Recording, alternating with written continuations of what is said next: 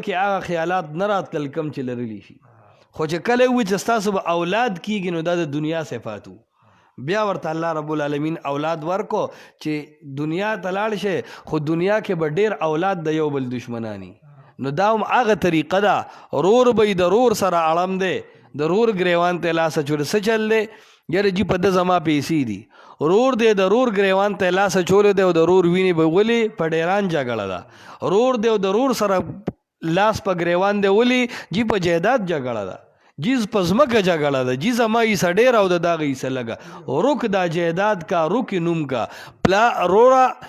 رور دی او تماچه رور پسې راغستله څه چل دی جی د پوله والی ده، نو پوله خو د مشترک ځای دی نو چې سمې کې نو بیا به سمه شي که نه، لیکن د یو بل وینې په ډیران توی کی، په مرلد وزوی باندې د یو بل وینې توی کی، اکه ځمکه دقسې پاتې شي، دې خوله چینګې د دنیا نه لاړ شي، نو د دنیا لپاره جنګ کو، د دنیا له منډه والا، د دنیا یو سپی و، آخرت ته لاړو چینګه خوله، نه د دین نه خبر، نه د عقیدې نه خبر، نه منځ نه اودس، نه الله سره تعلق. نو دی اوس هغه آخرت کې د دا جیداد پکار شو، دا ډیرانې پکار شو، دا بنگلې پکار شو، دا پوله پکار شو، دا ټول. او حدیث رسول الله صلی الله علیه وسلم فرمایلیو چې لعن الله من غیر منار الارض، الله دې لعنت په هغه چاو کی چې هغه پوله وخی ځمکې رواني. نو بهرحال دا هغه دشمنۍ دي چې نن رونه د یو بل سره کوي، حالن کې رورولي او عظیم نعمت دی، پکار دا چې دنیا کې ټولو نه لوی نعمت هغه رورولي دی. امام غزالی رحم الله علیه احیاء العلوم والدین کې یو واقعه نقل کړی ده، هغه وایي یو قوم و زنانه ښځې به راجمع کېدې او پخوا به د منګو کې اوبه وړلې، نو زنانه به رالې سرخه به یې تاو کړه، بوکه به یې راوچته کړه او لسته شل جینکۍ به وې، هغې به هغه غټه سرخه په ټولو منګو کې واړول او لا بړې ګودرنه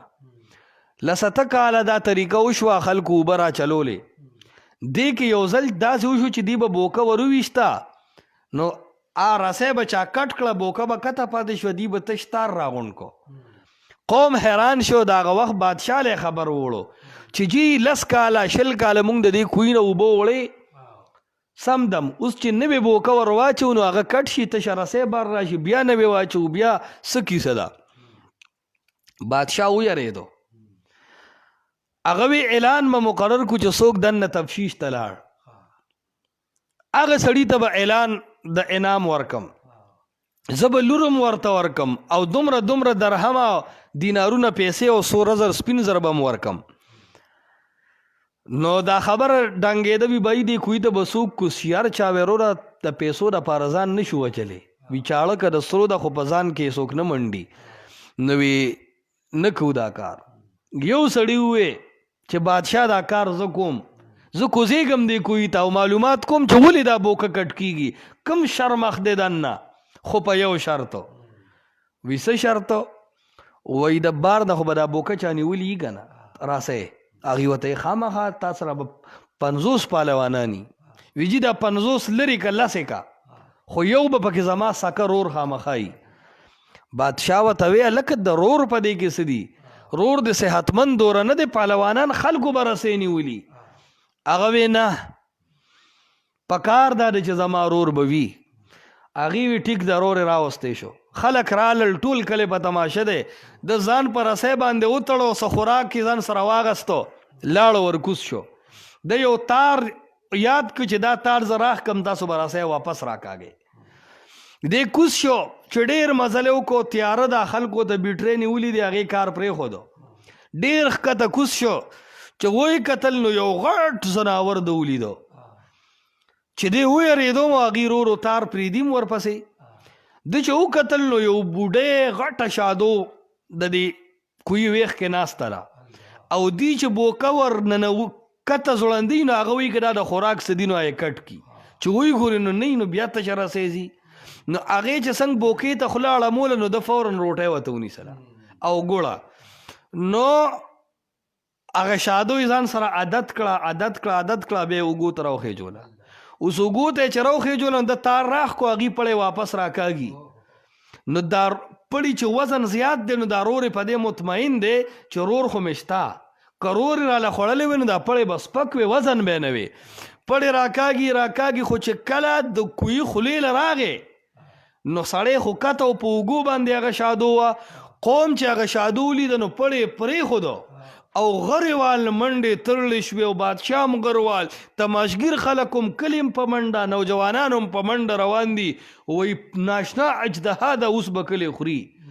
دکه ټیم مې د رور سترګې پټې کړه وې که دا رسی پرېږدم او رور مې دې بلا سره خوله کي نو کته چې لاړو نو هډوکې به مات شي او دا د مورنو پیو بې وفایي ده دا خیانت کولی نشم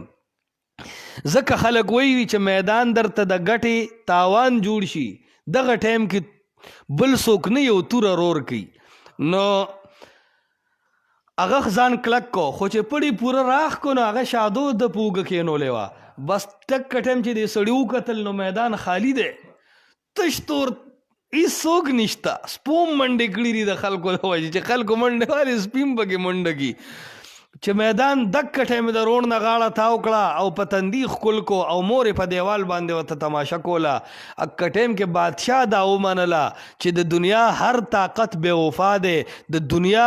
دوستۍ بې وفا دي د دنیا انعامات بې وفا دي د وفا سیس چې په دنیا کې دی هغه رورولي ده الله دې لعنت په هغه ښځو باندې وکړي چې هغه رونه جنګوي ډېرو ښځو داسې کړي دي چې رورولۍ تباه او بربادي کړې خاندانونه تباه او برباد کړل په توتو مې باندې ستاسو وړوکي مونږ له ډب راکو زمونږ وړوکي دله ډب ورکو خاوند ته وایي چې دا چل کوي او رونه په خپلو کې په جنګ کې د تره زامن خپلو کې په جنګ کې ماما زامن پپو زامن رشتہ دار خپلو کې په جنګ کې وینې توی کې او اکه ښځې بیا دکسې زیړ مخونه ناستي دا ډېر لوی عظیم جرم دی او الله داسې جرم نه معاف کوي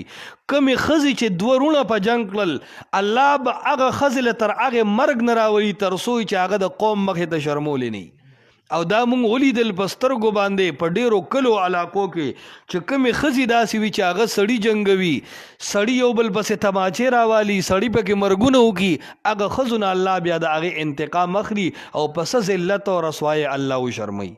نو الله رب العالمین ورته وفرمایل چې شیطان چونکې به وي نو ستا اولاده ای آدم علیه السلامه ستا او د حوا به اولاد به هم کله کله یو بل ته لاس اوږدوي او